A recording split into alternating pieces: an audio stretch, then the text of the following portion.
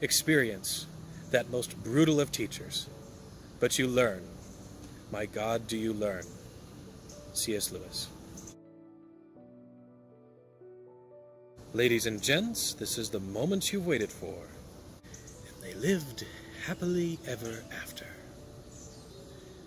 We've all heard that ending 1,000 times. In fact, it's become so normal that it seems to have transcended being a trope and it's become a full-on cliche.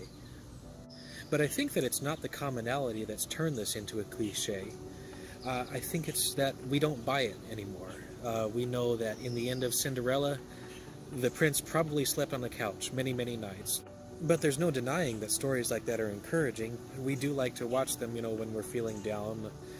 Little girls grow up with Cinderella. That was my sister's favorite movie, and possibly still is. There's an appeal to those stories, but we don't necessarily carry those stories with us. They're not grounded in us. We only relate to them on a platonic level. One element that inspired me to make this video is the film called Fury. And I do recommend it to anybody who wants to watch it and has an iron stomach. And seriously, brace yourself. But it's very thought-provoking. There's great story elements in there. But it's on the opposite end of the spectrum from Cinderella, where Cinderella ends, happily ever after, with her and the prince riding off in the pumpkin carriage. Fury ends with 4 men dead in a tank in World War II. It's not a true story per se, but it's based on real events in the final days of World War II, real equipment, based on the American soldiers. It's a real situation. It is historical fiction, is what it is. With Fury, you sit there at the end of the story and you ask yourself, what just happened? And what does it mean? But one question you don't ask yourself is, was this real?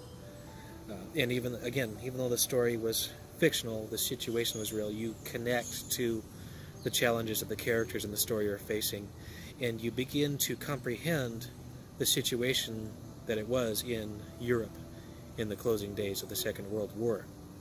So again, you have the two ends of the spectrum. On the one side, you want to connect with Happily Ever After, even though you feel like there may be some details left out and it may not be entirely realistic.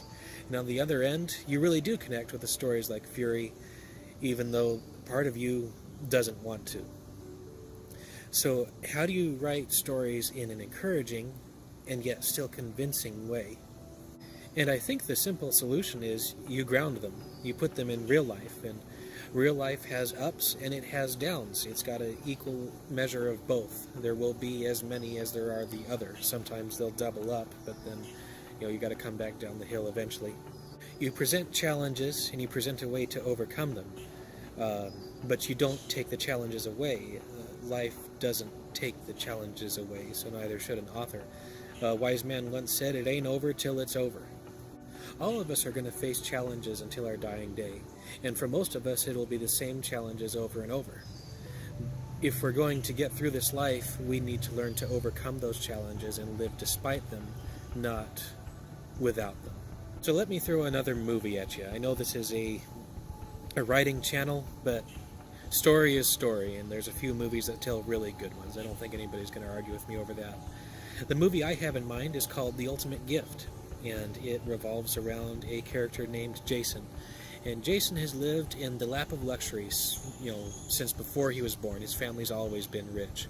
There comes a time where Jason's grandfather dies, and Jason finds out that he's eligible for an enormous inheritance from his grandfather. But there's a caveat. Jason has to do a multitude of different challenges, receiving small gifts from his grandfather, leading up to the title of the movie, The Ultimate Gift. Along the way, Jason meets a girl named Emily, and here we're going into a little bit of spoilers, so I would recommend that you watch the film, come back to this video later on. But Jason meets this little girl named Emily, and Emily has leukemia, and they become really good friends, but one day Emily dies. And Jason, while once being this snob, has learned from Emily during their friendship, what it is to actually be alive and how valuable and precious life is. And rather than being dragged down, Jason becomes a much better man, and he uplifts all the people around him. He becomes an inspiration to even the people who had once looked down on him as a hopeless case of a snobby rich kid. The problems don't go away for Jason, but whereas in the beginning of the movie, Jason didn't have any means of dealing with life's problems once the money was gone. I skipped a part of the movie where, as part of him receiving his inheritance, all of his trust fund was removed. He learns to cope with life in a real way and to actually live life, not just buy his way through it.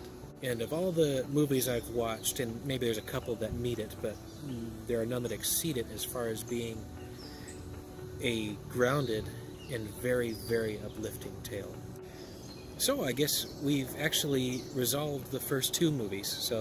And I never meant to discredit them. I mean, Cinderella is inarguably a timeless classic, and Fury is actually one of my favorite movies. I'm a few steps below The Ultimate Gift, but it's a great film. Cinderella, we find that she actually did have qualities in the beginning of the story that carried her through to the happy ending that she received. Now, it would have been nice to see her, learn those traits that she started out with, the way we saw Jason do it in The Ultimate Gift.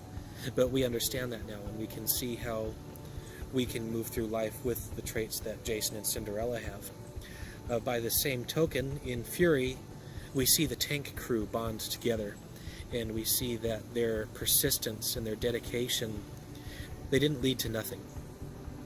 Just like so many soldiers in World War II, they met incredible challenges, and many, many, many of them did not come back from facing those challenges. But all of us are their legacy, and the world is better because of them.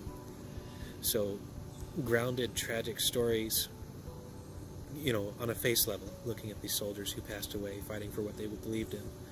But seeing that what they believed in persisted and lives on, that actually gives it what you might call a happy ending. So, what techniques do you use to ground your story while simultaneously encouraging your readers?